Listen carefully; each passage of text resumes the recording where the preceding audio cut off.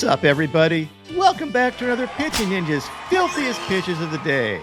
I am Pitching Ninja and I'm here with that wacky, crazy Mets fan, Will Leahey. What is happening, Will? The division series all kicked off yesterday, and they were pretty spectacular. I mean, we started off with basically the worst baseball game that's ever been played. But then after that, we had three absolute nail biters, including another epic Mets comeback, back and forth in the Bronx, and Shohei Ohtani making his postseason debut. And I don't want to spoil it for you, but he had an epic dong, and I have since started a cult around Shohei, and we are taking members. So reach out if you're trying to join. But Ninja, what stood out to you most about the four games yesterday? All right, the thing that stood out to me the most, I was going to take these in order, but I'm not, because Zack freaking Wheeler, holy shit, did he pitch his nuts off. Dude was absolutely incredible. He had 9 Ks in 7 innings, giving up 1 hit, and that doesn't even do it justice. He had 30 freaking swings and misses this game. That's more swings and misses than any Phillies pitcher had in the regular season or postseason since 2008, the third most whiffs in a postseason game since we've been tracking them. And he now has the third lowest postseason ERA in the history of baseball at 2.18. He started out with 10 fastballs to start this game. All of them were strikes. Hit it. I can't even freaking see it. This thing with the shadows and 99 miles an hour. Lord, pity these hitters. He had 14 swings and misses on his fastball, wicked sinkers, although this one was kind of wicked, but also kind of not a strike. He had 5 swings and misses out of 5 swings on his splitter for a 100% whiff rate on his splitter. Absolutely ridiculous stuff from Zack Wheeler. But did he win, Will? No, he did not, Ninja. What the living hell is this? You pitch your freaking nuts off and you don't get a win for this. You don't get anything other than the kudos of Pitching Ninja. The man is an absolute machine. He's been doing this for years, Ninja. I mean, at this point, I think he's the clear-cut number one overall, most consistent starter by a lot in baseball now in the playoffs. And you just know that he's going to give you a performance like this. Maybe he'll give up 1 or 2 runs, but that seems to really be it in the playoffs. The only other one I'd put up there right now is like Nasty Nate, but he's not here. So like Nate Eovaldi, big game pitcher. Zack Wheeler, big game pitcher. Nobody wants to face him. I did a side-by-side of him and DeGrom, but at this point, I don't think I would take Jacob DeGrom over Zack Wheeler in a postseason game. I don't think I would take any pitcher on earth over Zack Wheeler in a postseason game. He is freaking nails when it comes to pressure situations. But again, he didn't get the win. I feel like I'm glazing Zack Wheeler more than Dunkin' Donuts glazes donuts right now, but it's 100% true. You are, but deservedly so. I mean, he just does deserve it. He faced Kodai Senga, who was actually really solid other than the first hitter of the game. Gives up a dong to Kyle Schwarber, but the rule is solo home runs don't count. So he's basically threw 2 innings of shutout ball. He had 3 Ks, had the slider, and wicked ghost forks. That ghost fork looked absolutely at the top of its game. He had 3 swings and misses out of 3 swings on his ghost fork. His fastball is up to 97 miles an hour. He looked really good. Would love to see more of Kodai Senga. And hopefully we will.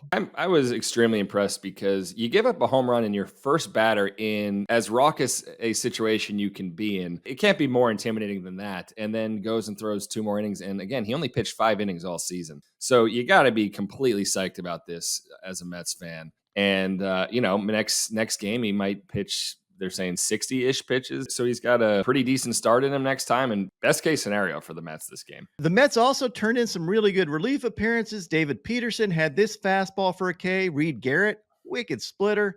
And Phil Maton had 2 Ks on his curveball and sweeper.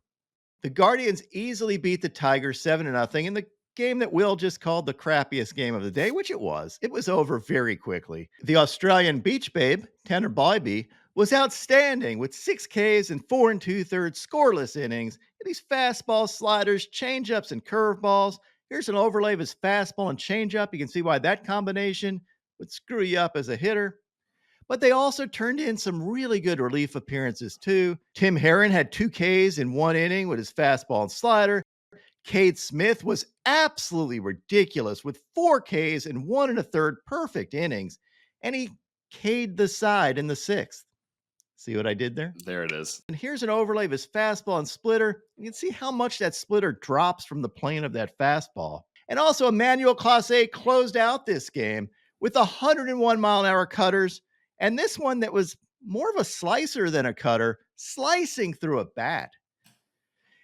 They faced Tyler Holton, the opener, gave up 4 runs in exactly 0.0 innings. Not an effective outing by Tyler Holton. When your ERA is infinity, it's not good, Ninja. But it was good in like Buzz Lightyear terms. To infinity and beyond. That was his strategy going into the game. Yeah.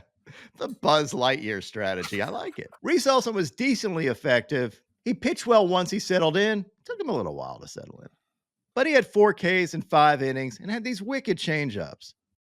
Kadir Montero pitched and had this slider. Take heart, Tigers fans. The strategy is Tarek Skubal and pitching chaos.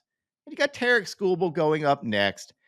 I did this overlay of Tarek Skubal and the entire Tigers pitching staff. I have to show it off because this took freaking forever. The Yankees beat the Royals 6-5. Garrett Cole had 4 Ks in 5 innings, giving up 3 earned runs. And frankly, I didn't think he looked very sharp. He had this fastball and knuckle curve for a sword. Luke Weaver, though, closed out the game for the Yanks and had 3 Ks in 1 1/3 innings and had these heaters.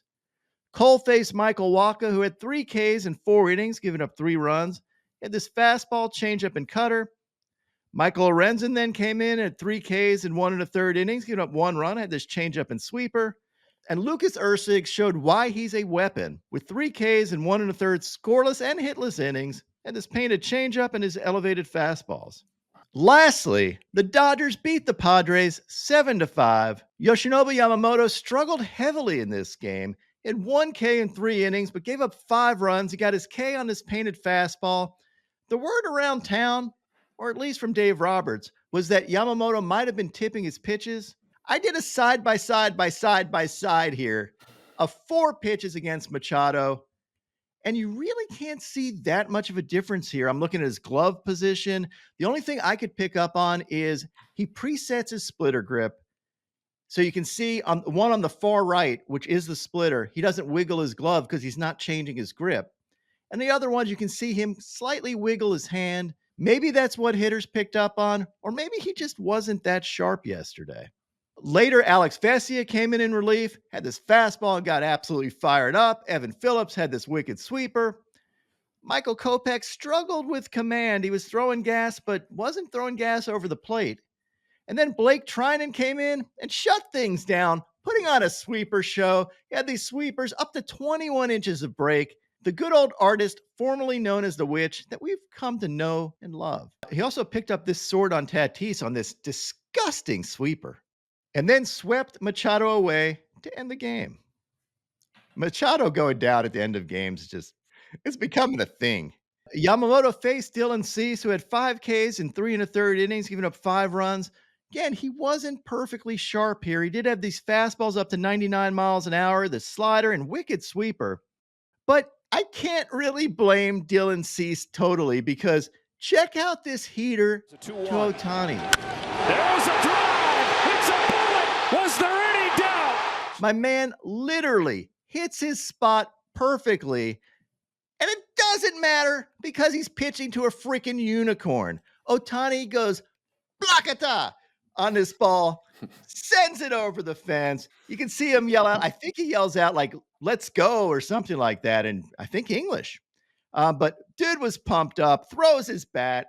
He's just not a human being. Absolutely spikes this ball. And the bat flip, I mean, just pimps the absolute hell out of it. You don't get a lot of this from Shohei Ohtani, but when it's your first postseason hits, your first postseason home run, and it's monumentally huge, because it was monumentally huge. Being down 3-0 in the playoffs, facing Dylan Cease, Ohtani smashing this ball, what looked to be 130 miles an hour off the bat. At least. That's getting him his dime. Other guys that stood out for me for the Padres, Jason Adam had this wicked changeup. Tanner Scott had 2 Ks in 1 scoreless innings. He had this heater to Ohtani. And then this slider to Freeman, where you can see Diaz kind of fake out Freeman with a glove fake as if it was going to be a fastball, then sets up for a slider, gets the whiff. And now my pitching ninja moment of Zen.